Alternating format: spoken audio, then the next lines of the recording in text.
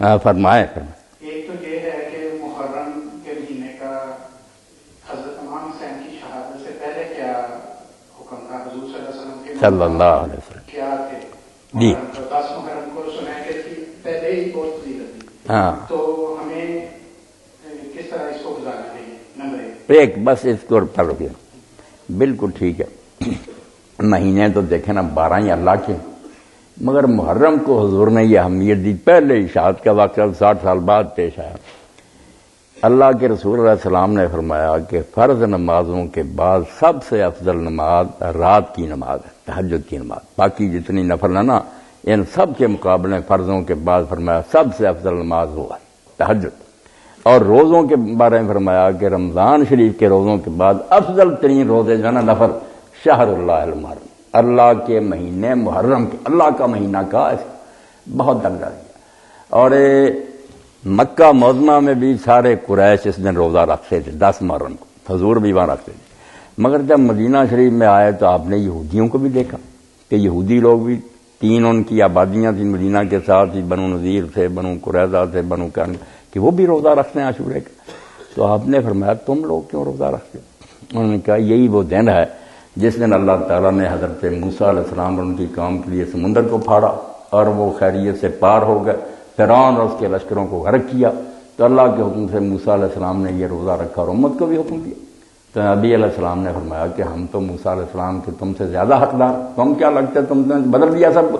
جب ان کا طریقہ تو رکھیں، ایک پہلے ہی رکھتے تھے وہاں قریش کے ساتھ، مگر ساتھ پھر یہ بھی وجہ مل گئی تو فضیلت بہت فرمائی، یہ بیان فرمایا۔ اب بھی یہ کرنی چاہیے کوشش کہ 10ویں تاریخ کا روزہ جو ہے اس سے 1 سال گزشتہ کے گناہ معاف ہو جاتے، جو پچھلے سال میں غلطیاں ہوئی ہیں۔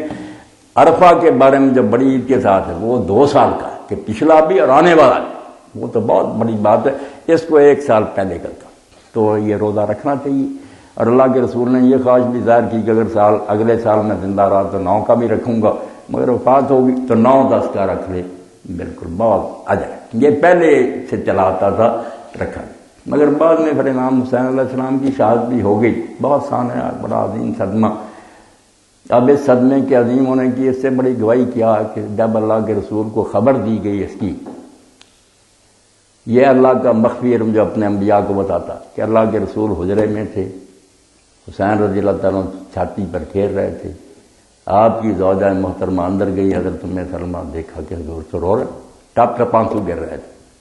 تو پوچھا اللہ کے رسول آپ رو رہے، بچہ کھیل رہا؟ تو فرمایا ابھی ایک فرشتہ میرے پاس سے اٹھ کر گیا ہے جو جب سے زمین و آسمان بنے ہیں کبھی زمین پر نہیں آیا، مگر یہ اللہ کے ہاں اتنا بڑا سانحہ ہے کہ اس کی اطلاع کے لیے خصوصی کاسب آیا۔ اور اس نے کہا اللہ کے رسول آپ محبت کر رہے ہیں، یہ بچہ تو آپ کی امت کے ہاتھوں سے طرف میں دریائے فرات کے کنارے تباہ کر دیا جائے گا، اس لیے ام سلمہ میرے آنسو نکل گیا۔ اور ساتھ ہی اس نے کہا کہ اگر آپ چاہتے ہیں کہ اس منحوس زمین کی مٹی آپ کو دکھائی جائے تو میں دکھا بھی سکتا۔ اس نے ایک مٹھی مٹی کی مجھے دکھائی دی کہ یہ وہ علاقہ ہے جہاں آپ کا یہ فرزند دبا ہو۔ تو جب اس وقت آپ روئے، اور بعد میں ابن عباس فرماتے ہیں میں مکہ میں تھا اور اطلاع کوئی نہیں تھی، کئی مہینوں سے قافلہ گیا ہوا تھا، رائے تو نہیں تھا اس وقت کی خبریں آتی تھیں، کوئی خبر نہیں کہ کیا بنا۔ میں دوپہر کے وقت سویا ہوا تھا تو میں نے نبی علیہ السلام کو خواب میں دیکھا، مگر آپ کا جو حلیہ تھا نا اس نے مجھے پریشان کر دیا کہ سر مبارک پر بھی مٹی پڑی ہوئی تھی، ریش مبارک بھی مٹی سے پر تھی، اور آپ کے ہاتھ میں ایک بوتل تھی جس میں خون تھا۔ تو میں نے کہا اللہ کے رسول آپ کا یہ حال کیا ہو گیا؟ تو آپ نے فرمایا میں شہد تو مقتل حسین عامر ابھی حسین کی قتل گاہ سے آ رہا اور صبح سے اس کے اور اس کے ساتھیوں کا یہ خون سمیٹ رہا ہوں۔ تو میں ہڑبڑا کر اٹھا اور آپ نے بار بار انا للہ کہا۔ تو گھر والوں نے پوچھا کہ ابن عباس کیا ہوا؟ انہوں نے کہا حسین تو شہید ہو۔ انہوں نے کہا آپ کو کیا خبر؟ انہوں نے کہا یار میں نے رسول اللہ کو ابھی دیکھا، اس حلیہ میں دیکھا اور نوٹ کر لیا اس وقت۔ اب حدیث پاک میں آتا کہ جب قافلہ بیچارہ لٹا پھٹا کئی مہینے بعد آیا، عین وہی وقت تھا دوپہر کا جب ابن عباس یہ خواب دیکھ رہے تھے، اس وقت حضور پر یہ گزر رہی تھی۔ اس لیے جو لوگ خوش ہوتے ہیں ان بد نصیبوں کا کیا کریں؟ اگر اور کچھ نہیں کر سکتے تو انہیں حضور کے اس غم میں شریک تو ہونا چاہیے کہ اللہ کے نبی کی روح پر کیا گزری، ہم آپ کی امت کہلاتے ہیں، خوشیاں تو نہ منائیں۔